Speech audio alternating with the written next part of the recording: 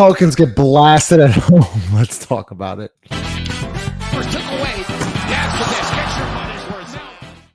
Presented to you by the Birdsall Law Firm, the official injury lawyers of Propel Sock, located at 918 Porter Street by the Superdome. Give them a call at 504-523-5413 if you or someone you know has been involved in an accident. Birdsall Law Firm, the official injury lawyers of Propel Sock. Chris Connerlito. Pelicans just got absolutely destroyed tonight, 130-102. Chris, just give me your initial thoughts. Just right off the bat, initial thoughts. Man, I'm not big on excuses. Who played, who didn't play. Good teams, well-coached teams that are sure of themselves. They remind you of your weaknesses, and they do it in a sobering manner. So the issues at the center position, the inconsistencies with Jonas, the trouble sometimes with Jonas, the lack of, the Warriors dared them to consistently make 3-pointers, certain individuals. And something else that they did that they took advantage of was immaturity. The fact that they knew that they had guys that were going to get the benefit of the doubt when it came to officiating. They have 3 of those individuals. They probably banked on the Pelicans getting a little bit upset behind it. The crowd definitely was. And more than anything, they defended Zion Williamson in one of the better ways that you will see it, especially this version of Zion. Outworked the Pelicans, and they reminded them from the issues they've been having, rebounding the basketball, some of the turnovers. They just continue to play the way. I mean, we know Steph Curry is generational. We know what Chris Paul does in that building. But everything else was things that the Pelicans could have managed. Yeah, Lito, go ahead. Well said, Chris. Chris, how does this go back to Jonas? How I know you said the center position, but just question, like, how is it? Because I'm asking that because I'm looking at the rebound disparity, 64-39. I get what you're saying, but like I just want you to expound for the.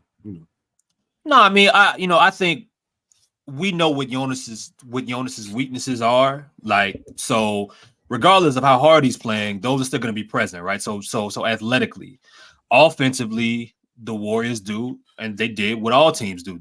If you're going to shoot the 3-point, if you're going to shoot threes, Jonas, okay, that's fine. But this is a game going against a second-round pick. No disrespect to Trace. What is it? Jackson Davis, Dale Davis' son. No disrespect to even Kevon Looney. But this is a game, especially with Brandon's out.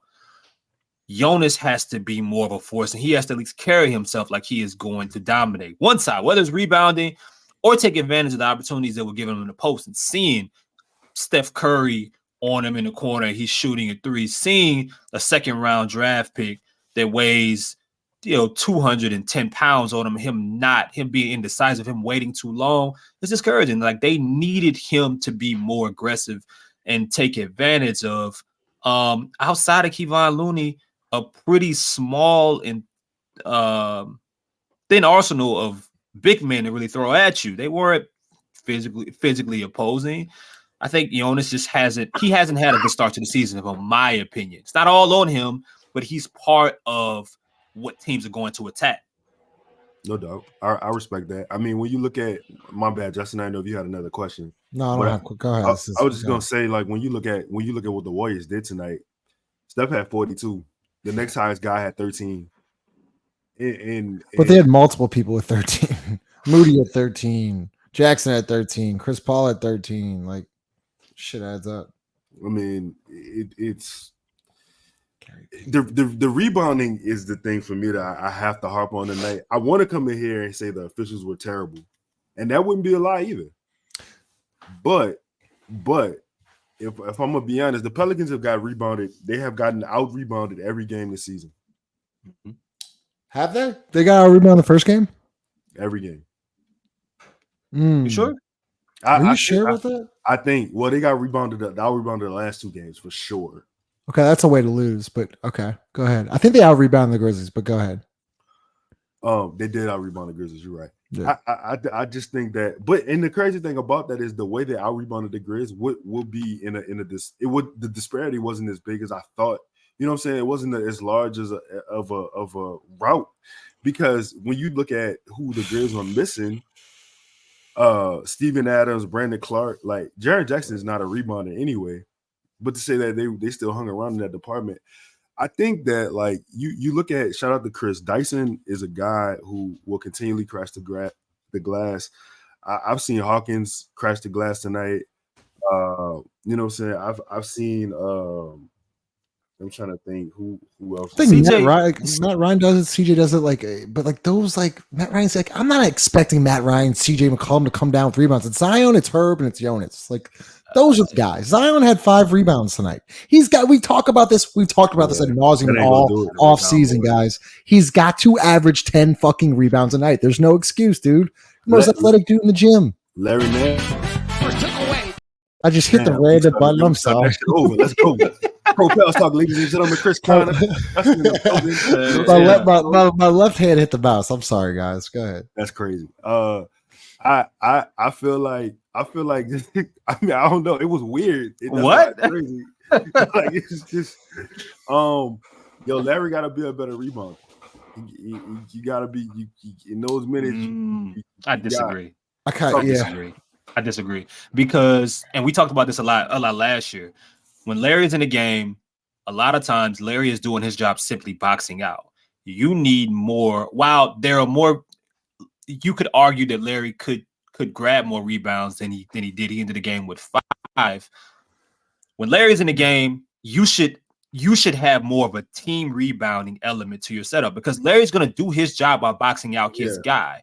So someone else, whether it's Herb, and listen, I understand the argument that people give Herb is that, all right, well, he's guarding the best player. It's hard sometimes. He's way away from the basket. It doesn't mean he should end the game with 2 rebounds, dog. I watch Herb standing around just like a lot of the other guys. And that's the thing. That's one thing I don't consistently see Larry doing. And if he is looking at the basketball for someone else to grab the ball, he's at least boxing out his guy.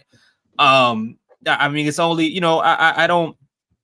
He's not innocent in this. They all got outworked for the most part. They all got outworked. Before I get to Leo, I want to just mention this before you get to your thoughts, but just came out from Christian Clark. Jordan Hawkins said he found out he was starting 45 minutes before the game. Yeah, man, delusion. Fucking guy's delusional, man. He don't live in the same reality as you and I. This is not like this is written for him. This is something that he's supposed to be doing in his mind, and he plays like it, bro. Jordan Hawkins was, in my opinion, he's the best player on the floor tonight. Why? I mean, not like maybe. I know what you mean. I know what you mean, but I'm not explain saying why. Yeah, like I know Steph Curry's the best part on the floor. But go ahead, explain. I know that probably sounds crazy when you look at Steph 42. I mean, for the Pelicans overall, like just and just being a rookie, right? This is your first start. You get 35 minutes, you score 14 points. You guarded the hell out of Steph. Like you really did, man. He really was aggressive in his actions, but it's fucking Steph, man. And to say this is your first assignment ever, that's in the game you start, and this is the L you catch, like it just is what it is. I feel like Jordan played really well. I think Jordan wasn't scared of the moment. He doesn't have fear, Justin. Not scared of anything. He doesn't believe in fear. 14 points, 5 rebounds, 2 assists. He was 2 for 7 from 3, but like all of them were good looks. What about his middies? What about coming off chasing and then like literally getting into that midi range? And look, I think he made one, missed one. I think the first one he made, it hit the front of the rim, went in, then he in and out. So you know how Five always talking about like a particular style of play. Like we didn't know who we were. Jordan Hawkins is drafted as a guy who knows who he is. He understands completely what he is, who he does. He don't need a pat on the back.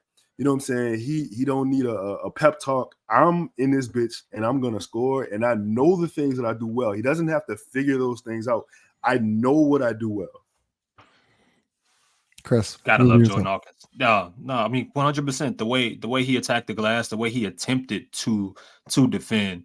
A lot of guys, you can tell people's demeanor towards or their mindset when guarding elite talents.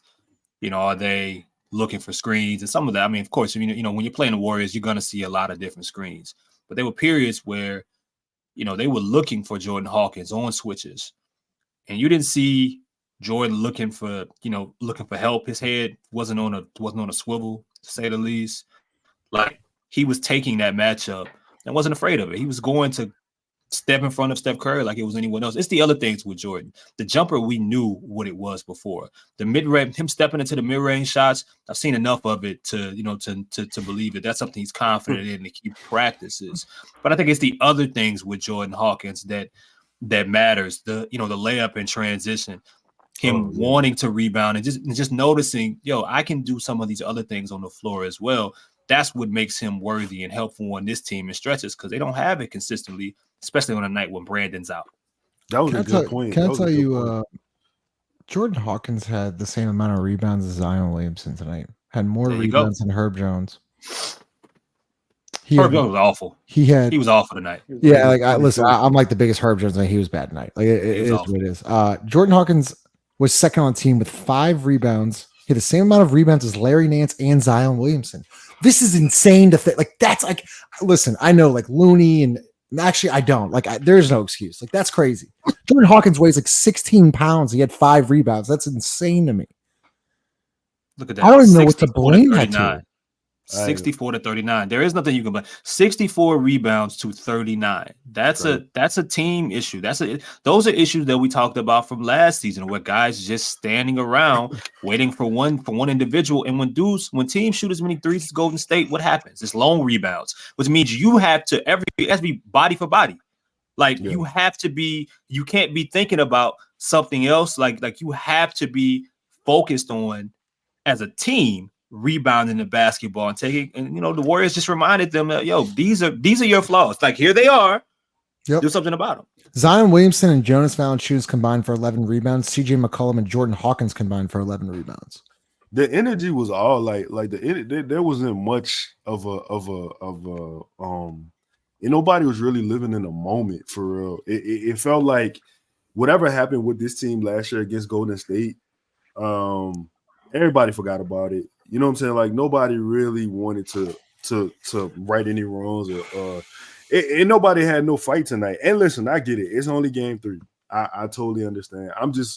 We're just pointing out the things that, you know what I'm saying? Like we've seen. And again, the rebounding, like to Chris's point, it's not a new issue. You know what I'm saying? That's an issue that's been concurrently running the last couple seasons. It's not like, and here's the other thing, and we'll get to Ross during the show. It's not like the Warriors like lit it up from deep tonight. I mean, like they went 15 to 41. They went 15 to 41. They shot 36% from deep. But Curry was probably what? Curry was 7 for, let's see. Steph Curry was 7 of 13. Yeah. Steph Curry was Steph Curry. Yeah, Steph was Steph. But Steph was Steph. But yeah, and go ahead. When he was out of the game, Chris Paul was in playoff mode. Does he miss in the Smoothie King? Like literally, does he miss in the Smoothie King Center? Like seriously. Ross, quick thoughts on the game, and we'll wrap it up here shortly. Yeah, not gonna overreact too much to it. I mean, we were bad, but Lito hit it on the head, and Justin, we said it before the game even started that there just felt like there was no energy in there. The rebounding situation was unbelievable. The one thing I would say more than all the other stuff that I think bothered me, and it's only because we spent so much time on the last show talking about how there feels like there's a plan and it feels like the offense is not stagnant and all this other. Man, Jonas Valanciunas spent the entire game standing in the left corner, like the entire game. Like that's not something I want to see more of. I don't particularly know why that was the case. Right. It was just really, really hard to watch because they're not going to. That's. I'm not going to overreact. I don't know if that was a situation of where we're down and we're doing things different. But it was just something I hope I don't see any more of because it just bogs everything down and it's so hard to watch. Go ahead, Lito. I'm laughing because it's like, again, it's game 1. It's not not trying to overreact, but it's funny because we came in here the last pod and we were talking about continuity, consistency, keep doing the things you were doing. Right. You know what I'm saying? And it's like the very next game you go, bro. Ross, you said Jonas. Yo, listen. Larry Nance is a nice guy. He does a lot of great things for the community. I never want him to be the outlet for the 3. I never want him to be the outlet for a double or a triple team, and him just standing in the corner. Even though he made the shot, it was a good shot. But like, bro, like that. I know the exact play you're talking about. Yeah. It's so low percentage, man. You know what I'm saying? Like it's you knew it was going to be a bad. It felt like something was off, just based on our first 2 possessions of the game. A Jonas mid-range, kind of out corner. You took the first 2 shots of the game. 18-footer and a Jonas 3. It was like that can't be like.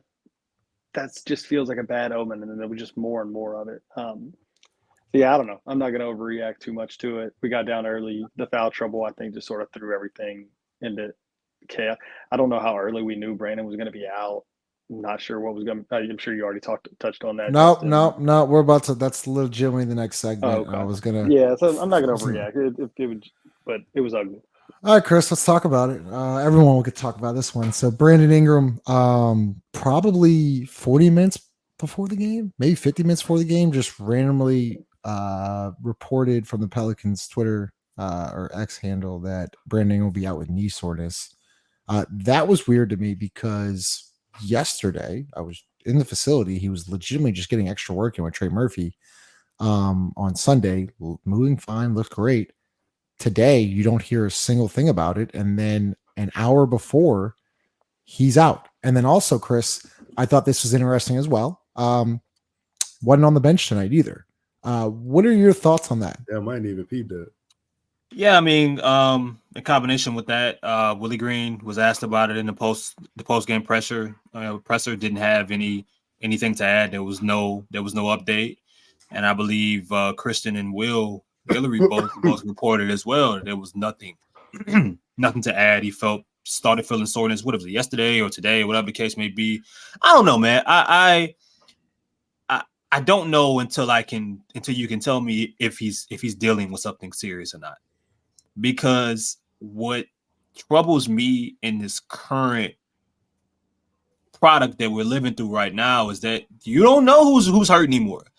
Like, Joel Embiid got bullied into playing yesterday, Like, do you know if how hurt Devin Booker and Bradley Beal are? Get Kevin Durant out there playing like he's in Brooklyn, like, the same things that end up leading him to get hurt there. The Phoenix don't figure it out. It's going, you might be risking it again at his age. I don't know, man. Every day I see people that are in their 20s questionable with elbow soreness or knee soreness, whatever case. It's a different product in a different time. So I don't know. Until you tell me what exactly is going on, is he questionable for Wednesday? Where did he hurt it? When did he hurt his knee? I don't know, man. It's weird, but it's always weird. Yeah, it's go ahead, Lito. Here, before I get to you, Lito, I talked to all 3 of y'all tonight before the game because I thought this is a perfect opportunity for Brandon Ingram. You got Steve Kerr on the other bench, who we know it did not go very well with FIBA. Okay, you got that was a whole shit show. You got Chris Paul. They don't like each other. You got Draymond Green, who literally said, "You are not cut like that. Y'all are not cut like that. That's not who y'all are." Talks all this shit. This is a perfect game for Brandon coming like, all right, cool. Give me the ball. Get the fuck out the way. I thought this was a perfect game for it. And I was just so caught back by it. Like, just going to the game, I was like, whoa, that's weird. And then Jordan Hawkins, oh, hey, Jordan, you're starting tonight. Like, that's what I thought was weird about it. And that's why I thought the energy was off. It's like, all right, guys, we're 2-0, can go 3-0 here. We go to OKC. Like, we can get it 5-1 here. And then Brandon Ingram's out. And I think personally, that might have played a little bit of a role tonight. But that's just my opinion. Go ahead, Lito. Is he getting X-rays? He's the. Sorry, I'm gonna shut up. I'm gonna mute myself. I don't know where exactly to take it from there. I'll say this. I was excited to see Willie play Kaiser Gates, another shooter. He shot that bitch immediately. No, stop. Don't avoid the Brandon question. What's going on? Give me your thoughts on Brandon. Don't avoid it. That's crazy. I didn't like. I mean, obviously, I don't like him not playing. You know what I'm saying? And Justin, you know what, Justin? if he was going to play and he had that mentality that you had, I wouldn't want him to play. Look, maybe he's hurt. Look, I don't know. I'm hoping he's okay. I'm saying like the whole give me the ball, get the fuck out of my way. Nah, like that version of this game is supposed to be dead. Like that. I don't want to revert back to that. I want to revert back to sharing is caring basketball. That's the type of basketball that I want us to play. And obviously Zion didn't have the spacing that he needed tonight in order to, have the type of game that we would have liked for him to have. But it was still some nice things that he did. But as far as the Brandon question, bro, I don't know, because I found out when everybody else found out. So I don't know. You know what I'm saying? You was at practice. We saw the footage at practice of him and Trey shooting. I didn't hear anything about a knee, but then I started reading, and I heard some rumblings about it was knee-to-knee contact. But you wouldn't get an extra work if you would just stay off the knee. Like if there was a knee-to-knee on Saturday, you'd be out Sunday and Monday, or like there would be reports, like you'd come on the injury report. There'd be something. It's just bad. It's bad optics, man. Because every time I look, everybody's different, but every time I look, the older player, the veteran guy, CJ McCollum, right? What he's throwing up in the tunnel. Throwing today, up in the tunnel right? sick. Yeah. Throwing up in the tunnel sick today. Last year playing through, a thumb, a shoulder, and who knows what else was torn and fucked up. I'm not gonna get on.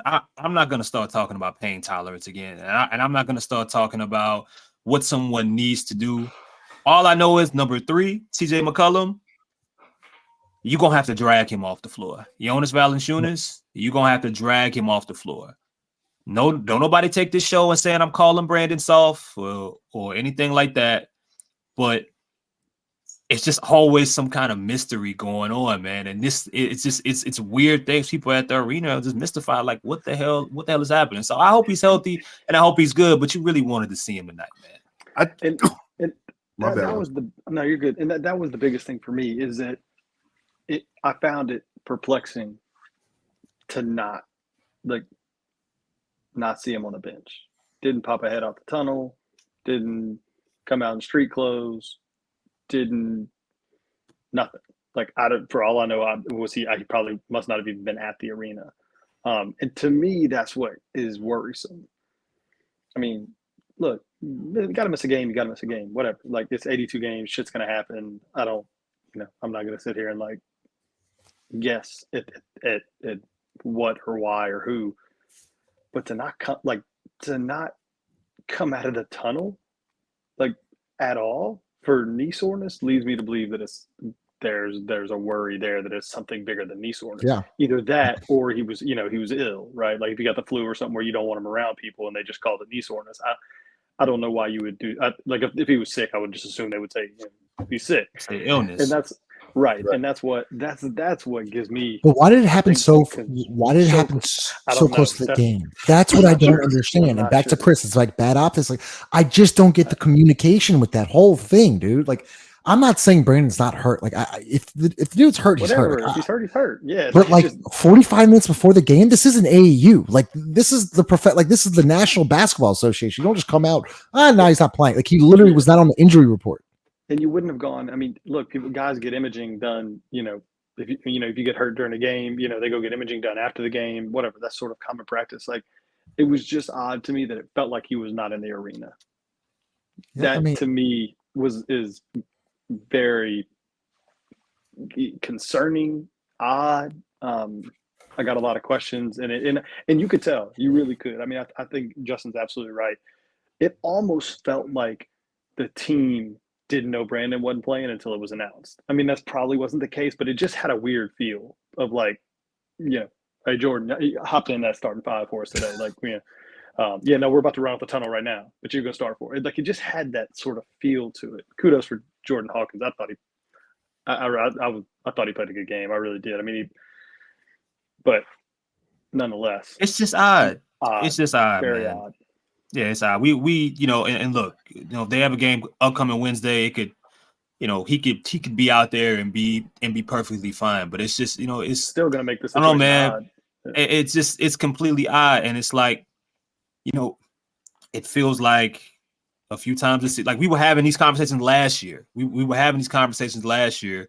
And I don't know the player, the team, the just the state of the NBA currently when it comes to things like this, but it's completely weird. I mean, I don't know how else you describe it. So I gotta right. stop, Chris. I gotta stop you because this just popped. Yeah, this just popped in my head. Aaron Summers today was at shoot around, and Brandon Ingram is literally shooting corner threes, full speed. What the fuck happened? What happened from corner threes at 11 a.m. to 6:15? Seriously, that does not make any. I'm just kidding. I'm sorry I'm cursing a lot, but like I don't know. I don't want to like. I don't like talking about other dudes' injuries. I absolutely hate it. It's not my body. It's his body. Like he knows his body. Like the dude's got knee soreness. He's got knee soreness. Like I believe it. But Chris, to your point, the optics of it does not make sense to me. What? That's what I'm saying. Like, it's cool. Like, if his knee sweat, like maybe you did shoot around, dude took a shower and his knee swelled up. Okay, like that, whatever. Like that happens, but to not in any way get like not to come out of the tunnel and like not to see him at all, not to hear anything. It just that part is still so weird for me. I think we pretty snake bit from being Pelicans fans because I think the lack of transparency has done this to us over the years. You know what I'm saying? Because generally, like, you know, maybe if this is a one-off thing, we probably would be like, oh man, you know what I'm saying? Whatever. You know what I'm saying? But like you know, like from finding out Zion had surgery in the offseason on media day to, you know what I'm saying? Like shit like that is kind of like, well, damn, I saw somebody tweet, and I don't want to put this in the universe, but like they were like, well, BR's gonna be out about a month, and I'm like, dog, I like. Do you think? I mean, I know we gotta close the show here, but I mean, Justin, Ross, I mean, either you guys, do you think that this was a medical staff call? Oh, what medical staff? No mind. Here we go. I would say to not let him play.